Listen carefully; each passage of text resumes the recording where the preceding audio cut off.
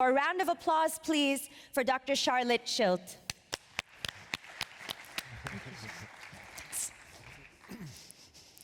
Thank you so much. Thank you, Dr. Schildt, for joining us. Before we get started, if you can just kind of share with us a little bit about exactly what it is you do in the legal world. Sure. Thank you so much. So I'm really specialized in restructurings and insolvency proceedings, so very large cases, mostly with multiple jurisdictions involved, and we are really advising then the debtor or the creditor side or shareholders actually, or we are appointed as the insolvency practitioner as such, and then we are kind of stepping into the management position and then do have to lead the negotiations by ourselves. Fantastic. So just to give you a little bit of background, Dr. Schildt, we are going to be talking about insolvency today. And it's something that people kind of feel a bit of a taboo to discuss. I don't know why, but if you could first tell us what exactly is insolvency and why should we all be concerned about insolvency? So insolvency really means that you need to have a duty to file for insolvency. So you need to go to court, for example, to file for the appointment of an insolvency practitioner. And if you do not comply with such duties under German law, then you could be subject to, let's say, in a worst case scenario, with criminal let's say any offense, or you need to, or you would be subjected to any damage claims by creditors. So you do have a duty under German law to closely observe any insolvency situation. And insolvency means that your company actually does not meet or is not able to meet the liabilities, and it has actually a lack of sufficient funds to meet any obligations. Mm-hmm. And why should every entrepreneur have an understanding of insolvency, whether or not they are insolvent? What is the importance of them having knowledge about this? Because you need to be very careful. As I said, you do have the duties under German law, and if you not comply with such duties in a very, let's say, a decent and prudent way, you would be subject, or your company would be subject to any charges. So you have to be educated in this area, unfortunately, and you should actually obtain legal advice on this, because there's a very formal process you have to undertake then if the scenario actually takes place. And this is really for the management, right? Because the management is under pressure in order to properly prepare for insolvency and then to go through this very formal process in order to avoid any damage claims or any, let's say, criminal items, which could be the worst case. Sure, and obviously in this kind of space, these are when you're talking to entrepreneurs, these are very high-risk financial ventures. And in your experience, what are some of the biggest mistakes that these entrepreneurs or these venture owners, these venture founders are making that lead them down this path to insolvency? I do think one big risk is if you are not properly educated in these formal things. So if you are just moving forward and you would not closely observe the commercial side of your business, and if you are, as I said, if you are not educated in the legal process. So you do need to obtain in a very early stage the legal advice, otherwise you might fail. And you, of course, the commercial side on this is, or the commercial perspective is, that you do have to, of course, closely monitoring your economics, right? So because insolvency is always about having sufficient funds or to meet the obligations. So it's both, right? To obtain legal advice, adequate legal advice, and then to properly observe the economics. Fantastic. And I know the audience has a few questions about this, because this is very pertinent to a lot of startup founders. So if we can get the Slido running. And I know, Matthias, you had a very important question. Okay, we know each other since a couple of years. We work together, and I was wondering that these guys, if you're in a negotiation, if you're let's say, face to negotiate with you. They don't have document, they don't have any, they can't prove that they are not, that they're innocent. So what's your advice? If they do have meetings, what should they do in every meeting? Yeah, as you actually correctly initially said in your speech, is to take notes, actually. Yeah. That's really a theoretical thing. Maybe you would think it's just theoretically important, but it's really, really the critical thing. So you need to take notes. You can just make those handwritten notes. You don't need to put them into any format if there's not enough time, but you do need to take notes, and please keep those notes, because then, as you correctly said, you do have the possibility to prove at the end that anything has actually been negotiated or had agreed upon. So that's so important, and I do think it's not only for us as lawyers, so we do need to take notes just as we are a lawyer, but I do think it's so important for the management. And when we are stepping into the management position, we are always taking care of taking notes and possibly to actually confirm to the other side what had been discussed, what had been agreed as a result of the discussion. So it's two aspects, I think. Okay. So to summarize it from my perspective, if you are in a meeting, in every meeting, take notes, summarize it, and send it to the other negotiation partner. Is this correct? Wait for an answer, and then make sure you keep the notes, because if you are in this insolvency process, you have to show them that this is exactly what we negotiated, right? All the contracts, all the side letters, everything needs to be that's right. In writing. So what about business communications? What should you do after a phone call, for example? Yeah, that's a good point. So business communication means really taking phone calls, right? So, or to have any physical meetings or meetings in person. But you do need to take notes then, and to just quickly confirm what has been discussed on the phone. You need just 3 sentences, or let's say 2 sentences, very quick, very, very brief, but you do need to confirm. Let's say it that way. If this is a call with a material content, then I would actually advise that you should make a very brief note to the counterpart, even if it's just a 2 minutes call. It could be very important later if you are then disputing about an agreement, or if you come to the insolvency situation. And you mentioned in a previous discussion, you need a risk, some kind of a risk management. So what do you mean by risk management? You need to actually establish formal procedures for your company. So you could always show that you had monitored your economics properly and in a decent way. And you should always document that you had engaged actually financial and legal advice. So this is just more a procedural step, but it's important for your company, because if you make a documentation as to what you had undertaken and what you did, then you can show later to any judge or any insolvency practitioner that you had formal roles, and you of course followed those rules.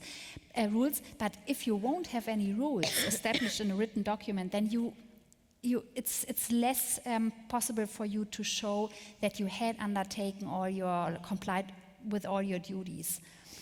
Talking about duties, what is criminal in such a case? Okay, criminal, that's a good point. That's a good point. So it's criminal if you are not filing, or it could be criminal, right? So it's really a worst case, if you are not filing timely for insolvency. So you do need to make a preparation. You need to prepare to file for insolvency very timely, without undue delay. So if you know that your company is in trouble, let's say it that way, and has financial difficulties to meet obligations, then you would only have 3 weeks to go to the court to file for insolvency.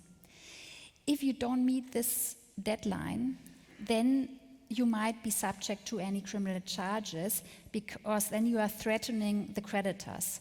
So that's a point. So 3 weeks? 3 weeks. There's no negotiation about 3 weeks? It's set in stone? It's a very firm deadline, that's right. That's a deadline? Yes, very formal in Germany. Okay.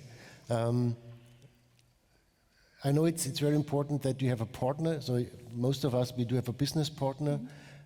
Is it important to have the so-called four eyes policy in a negotiation or in a process? Yes, that's a key principle. That's a good point. It's always about four eyes, actually.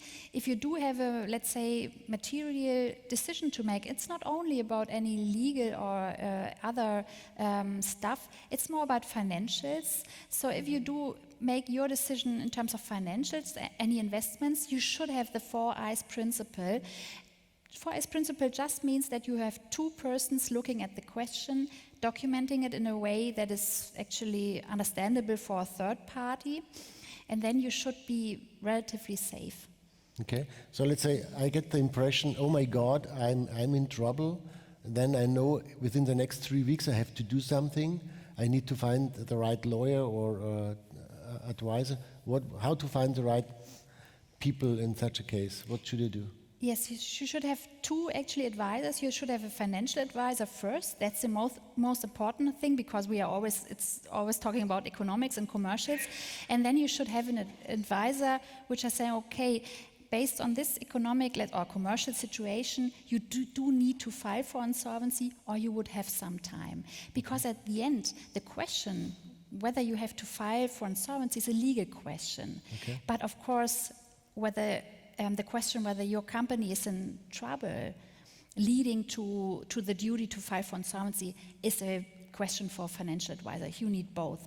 And you should, of course, obtain legal advice from an, let's say, experienced person, because it's not only, it's a formal process, but of course it's not so clear sometimes. So you need a person which is, let's say, for some years in the market, definitely, and you need a, let's say, educated and experienced financial advisor which could go through this process. Because in some parts of business, you don't need to file for insolvency, and then you might be subject to damage claims from your shareholders, which are saying, okay, you are threatening us because you went to the insolvency court too quick, right, based on your economic situation. Is it better to hire someone from one of the big firms like Hengeler, Freshfields, all that guys, or from someone I know personally, a friend of mine? Yeah, you should, that's a good point. You should take someone who's experienced. I think it's not so much about the company and the name, it's more about a person, and it's at the end, it's people's business. I think you should choose a person which is really experienced and know many situations and have seen many corporations going through such process. So I think it's not so much about the name. You could choose a smaller firm, smaller financial advisor, for example. They are very good sometimes if they do have the experience. Okay. Okay, so Dr. questions Schildt, are coming up. Yeah? I have one question that I think is interesting, and maybe a lot of people are thinking about as well. You mentioned filing at the wrong time. Filing at the wrong time.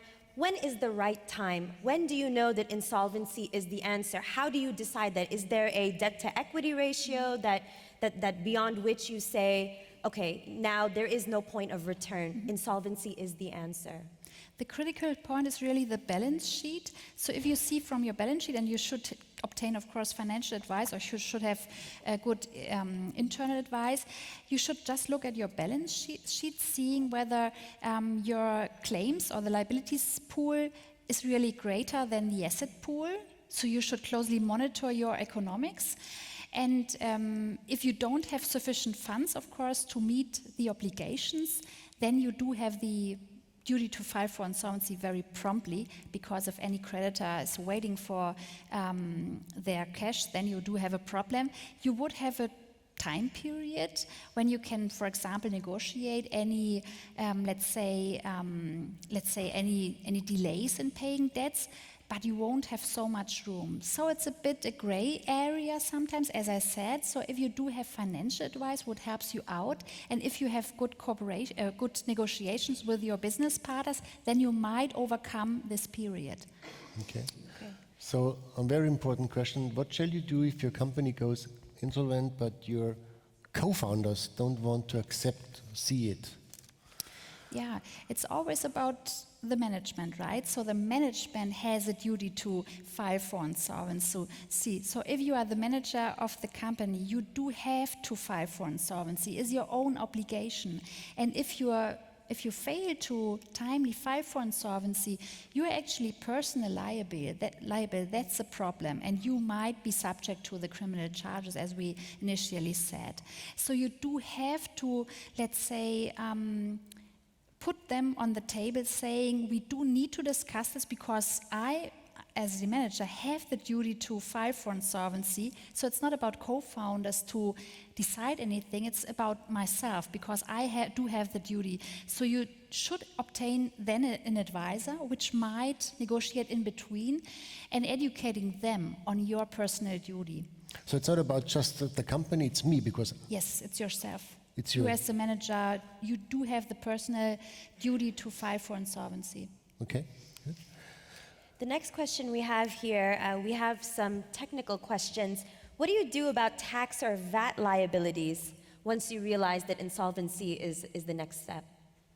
Yes, so if you do have tax liabilities or VAT problems, then you do have the obligation, as we said, because then you are not able, obviously, to pay such debts towards the authorities, and then you need to go to the court filing for the insolvency, and it's not your obligation to then, let's say, inform the authorities. It's more about for you to go to the court, file for insolvency, to go through the formal process, as we said, because once this formal process has been initiated, then the authority, which obviously have a claim against the company, would be informed. Fantastic.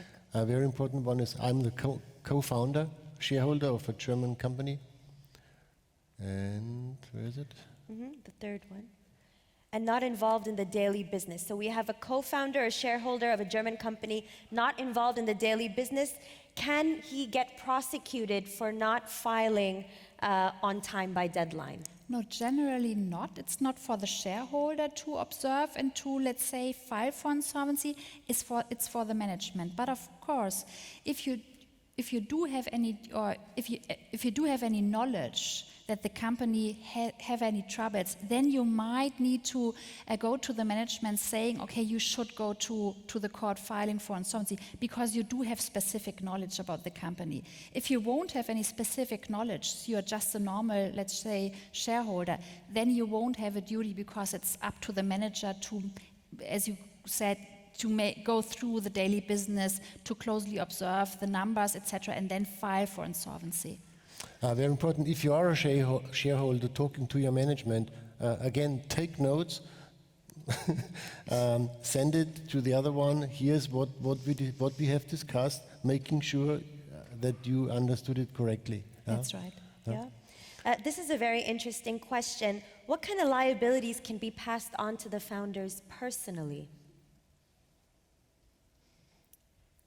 Oh, I do think that's a good question.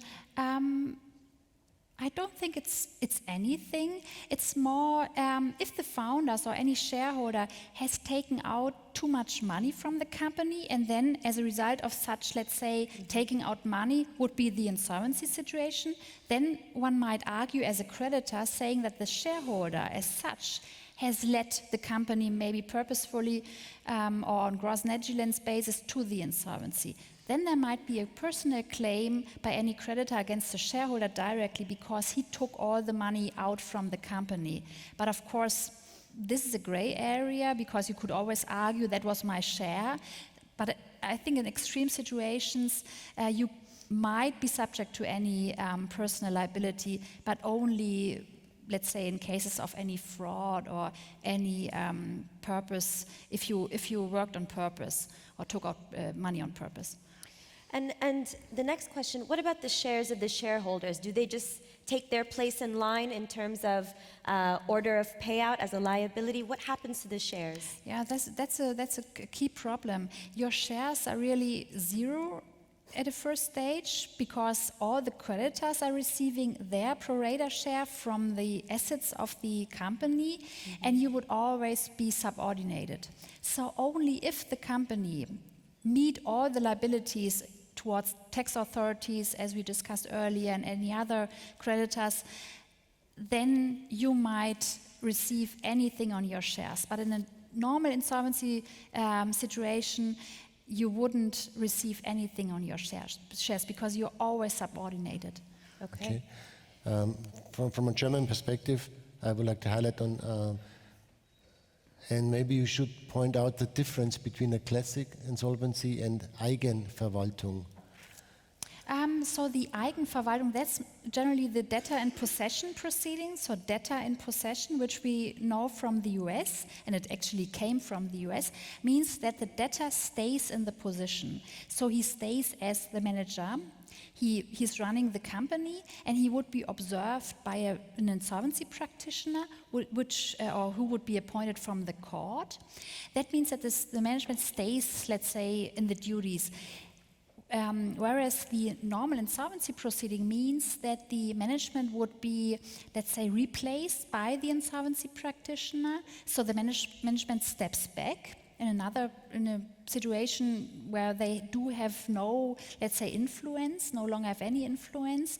And Eigenverwaltung, or debtor in possession, means the debtor is strong, but he's also closely observed. So the difference is not so much between the two scenarios, but in the debtor in possession scenario, of course, the company would be continued to be run by the manager, versus in the insolvency proceeding, only the insolvency practitioner is leading the continuation of the business or the wind down.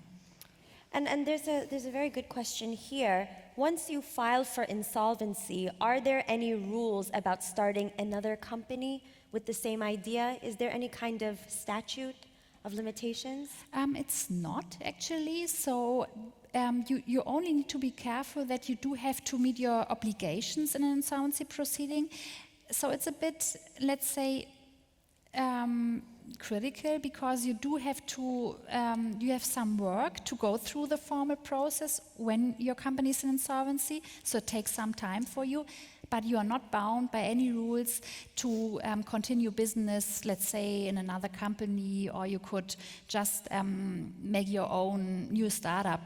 I think it's a difference between the US and the German, let's say, environment, because US is more open for insolvencies and say, okay, there was an insolvency proceeding, but it's a good manager, so he can run a new firm, so there's not a problem. I think the Germans are less optimistic if you went through an insolvency proceeding. I think we are not yet there, so the Americans are a bit more flexible. So I do think insolvency means something on your own, unfortunately, but it is what it is. Maybe the environment changes in the next years and would be more than the US. If I may give you an advice for all your startup guys, you might think that if you're accused, if you're in this process, then you can say, well, I don't remember what was really going on. I don't have any documents. I didn't take notes. And then you think you are fine. I can tell you, you're definitely not fine. Because having no documents, no written conversation, then you're in big trouble. So what I can say from a German perspective, if you're in this process already, these guys talking to you, they are not really open-minded. They are not flexible. It's not like the American Chapter 11, like let's figure out what's the best for you and for your company. Yeah. It's exactly the other side. Here's our process. This is what you have to do. There's no negotiation at all. So from a negotiation perspective, if you are in this situation, you realized, oh my God, I'm in trouble. How to prepare for a negotiation? What's the next step? What's your advice? I do think you need to be, let's say, transparent in a way. So you do need to be very open to your business partners, or let's say to the banks, in terms of your situation. So you're not really able to hide anything, and you should bring the people very quickly on the table. So you do need to make a schedule to prepare to have negotiations with your, let's say, bigger creditors. And then to bring them to a stage where you can say, okay, within 2 weeks, or let's say 10 days, we need to decide whether this company could continue the business could continue, or we need to shut down and file for insolvency. So you need to be very strong, very clear towards your, or vis-a-vis your business partner, say, okay, we do have only 5 days or 10 days in order to negotiate this. Very clear, and I think Matthias mentioned this correctly earlier. Time is of the essence, so you do need to say, okay, for example, this night, this is the last possibility for us to negotiate. We don't need to negotiate until the very end. If it's 2 a.m. in the morning or 5 a.m., it does not matter. We don't have any time because we have the legal deadlines to meet. So we do need to be on the table, put the fishes on the table, as you correctly said, and then to go through and say, okay, if the money would not come by, let's say, next Friday, we would go to insolvency. Be very strong, very clear, very transparent. I think that's a key. That's key. Could it be an opportunity if there were the situation when an entrepreneurial company could come out stronger after filing insolvency? What's your... Oh, that's a good point. If you maybe find some people in between, maybe better investors than you had before, or better shareholders, because maybe you had shareholders which were not really reliable, for example, then this might be a situation which turns out to be more successful.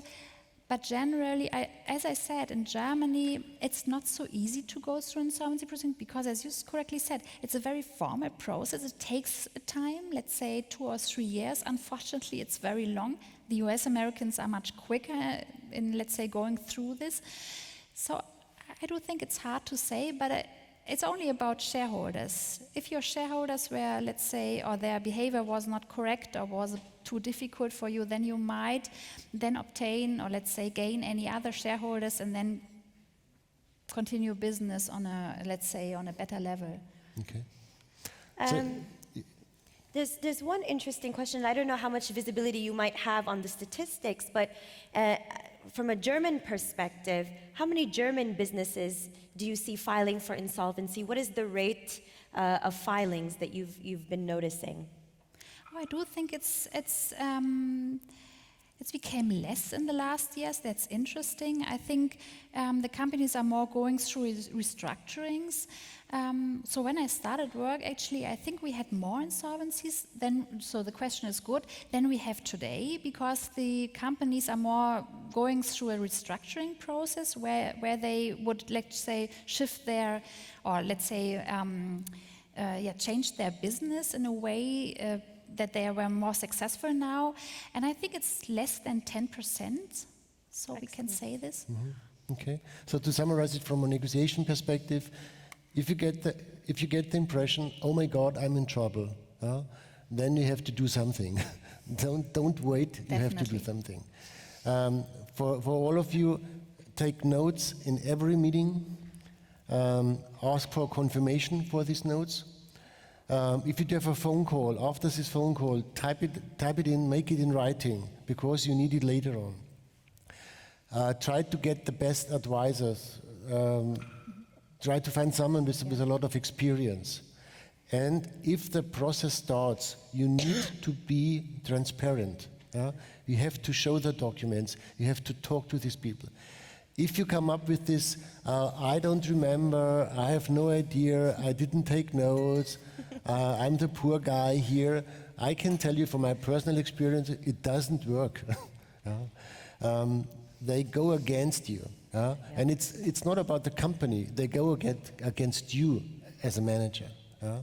And the line between insolvency and a criminal action is very thin. And then you end up at court or in prison.